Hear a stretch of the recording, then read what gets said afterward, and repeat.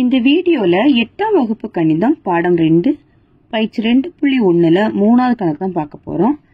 நிழலிடப்பட்டுள்ள வட்டக்கோண பகுதிகளின் மையக்கோணங்களை காண்க. ஒவ்வொரு வட்டமும் சம அளவு வட்டக்கோண பகுதிகளாக பிரிக்கப்பட்டுள்ளன. வட்டக்கோண பகுதிகள் மையக்கோணம் தான் நம்மளுக்கு கண்டுபிடிக்க சொல்லியிருக்காங்க. இப்போ ஒரு வட்டம் தந்திருக்காங்களா, அந்த வட்டத்தை எத்தனை பாகங்களா பிரிச்சிருக்காங்க? அது 2 பாகங்களா பிரிச்சிருக்காங்க. சரியா?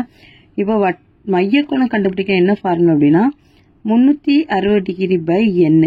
என்னன்னா அந்த வட்டத்தை எத்தனை பாகங்களாக பிரிச்சிருக்காங்களோ அதுதான் நம்ம கணக்கில் எடுத்துக்கணும். அப்போ இந்த இதில் வட்டத்தை பார்த்தீங்கன்னா 2 பாகங்களாக பிரிச்சிருக்காங்க. அப்போ 360 டிகிரி பை 2 கேன்சல் பண்ணோம் அப்படின்னா என்ன வரும்? 180 டிகிரி. 180 டிகிரி.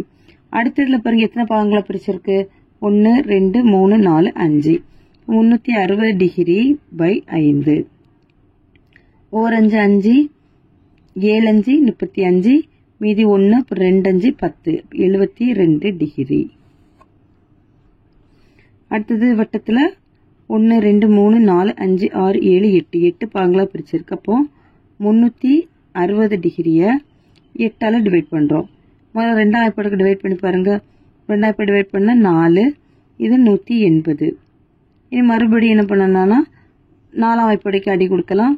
ஓர் 4 4, 4 4 16, மீதி 2, இங்கே 20 வந்துடும். அப்போ 5 4 20, 45 டிகிரி. அடுத்தது இதில் எத்தனை பாகங்களை பிரிஞ்சிருக்குன்னு பாருங்க. 1 2 3 4 5 6 7 8 9 10. 360 டிகிரியை 10ஆல டிவைட் பண்ணுறோம். 0 0 கேன்சல் ஆயிடுச்சு அப்படின்னா 36 டிகிரி. இதுதான் என்னன்னா ஒவ்வொரு வட்டத்தோட தீட்டாவோட மதிப்பு.